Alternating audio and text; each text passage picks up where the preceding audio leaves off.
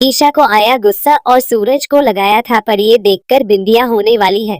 बहुत ज्यादा ही गुस्सा है। ये क्या कर रही हो तुम अपने पति के साथ में? जी हाँ मेरे प्यारे दोस्तों, दंगल टीवी के मोस्ट पॉपुलर शो पति ब्रह्मचारी के आने वाले अपकमिंग एपिसोड में आप सभी को देखने को बहुत ही इंटरेस्टिंग मिलने वाला है।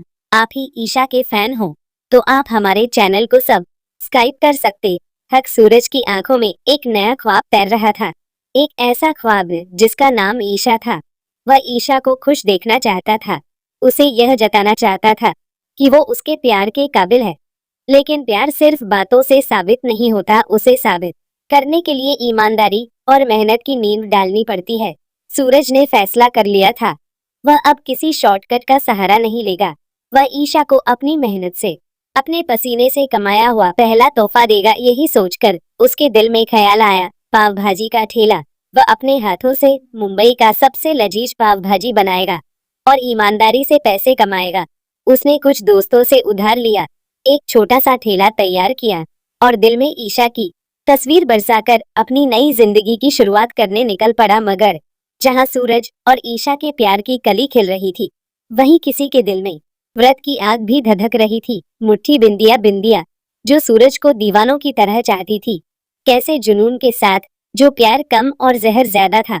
वह सूरज को किसी भी कीमत पर पाना चाहती थी और ईशा उसकी राह का सबसे बड़ा कांटा थी। वो किसी भी हाल में सूरज और ईशा की शादी को सफल नहीं होने देना चाहती थी।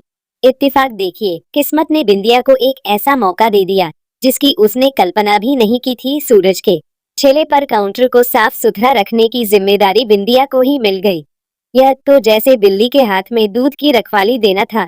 बिंदिया ने बाहर से तो मीठी मुस्कान और रखी थी, लेकिन उसके दिमाग में एक घिनौना षड्यंत्र पक रहा था। वो सूरज की ईमानदारी की कोशिश को मिट्टी में मिला देना चाहती थी। सूरज सिर्फ मेरा है, इंडिया ने अपने आप से फुसफुसाया जब वो सफाई के बहाने पाव भाजी के मसालों के पास खड़ी थी। जब इस ईमानदारी से उसे जिल्लत मिलेगी, जब वह कर्ज में डूबेगा, टूटकर मेरे पास ही आएगा। उसकी आंखों में एक शैतानी चमक थी। उसने इधर उधर देखा और जैसे ही सूरज का ध्यान भटका, उसने भाजी के बड़े से बर्तन में कुछ ऐसा मिला दिया जो स्वाद को बेस्वाद कर दे। शायद जरूरत से ज्यादा नमक या कोई कड़वी बूटी, कुछ ऐसा कि खाने वाला एक निवाला भी गले से नीचे उतार पाए। उसका प्लान साफ था, सूरज की एक भी पाव भाजी नहीं बिकेगी, अपना उद्धार नहीं चुका पाएगा और ईशा की नजरों में गिर जाएगा। वह यह सोचकर ही मन खुश हो रही थी। खेला सज चुका था। सूरज ने पहली प्लेट तैयार की, उसकी खुशबू दूर दूर तक फैल रही थी। लोग खिंचे चले आए। सूरज का दिल जोरों से धड़क रहा था। पहला ग्राहक आया, उसने पैसे दिए और पाव भाजी का पहला कौर मुंह में रखा और रखते ही उसका चेहरा बिगड़ गया। यह क्या है? इसमें इतना नमक और डालता है। उसने प्लेट फेंक दी। सूरज सन रह गया। दूसरे ने चरखा, तीसरे ने तक। हम सबका एक ही हाल था। अरे यह तो जहर है, पैसे वापस कर। धोखेबाज भीड़ जो तारीफों के पुल बांधने आई थी, सूरज पर लानते भेज रही थी।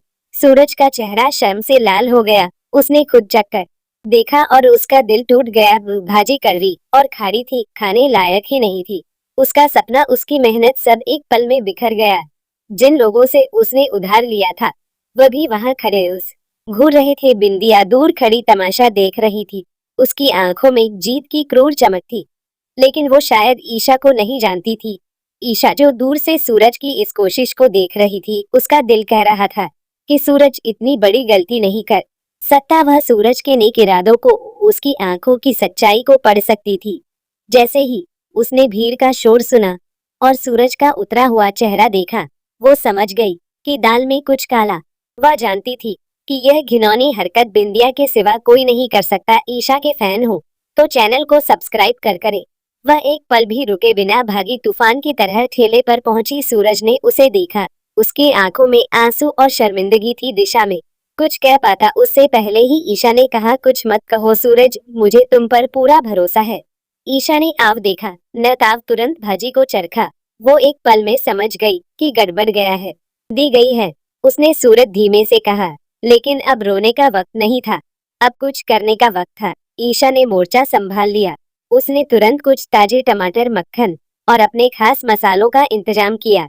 वो एक माहिर बावर्ची की तरह जुट गई। उसने बिंदिया द्वारा मिलाए गए जहर के असर को कम करने के लिए अपनी पूरी कला झांकती को भाजी को बचाने में लगी थी और साथ ही सूरज की इज्जत को भी। उसकी फुर्ती और समझदारी देखकर सूरज भी दंग रह गया। अगर आप भी ईशा की तरह समझदार हैं तो याद रखें, ईशा के फैन हो तो चैनल को सब्सक्राइब कर करें। देखते ही देखते ठेले से एक जादुई खुशबू उठने लगी। जो लोग जा रहे थे वो इस नई महक से ठिठक, अरे ये तो कुछ और ही खुशबू है।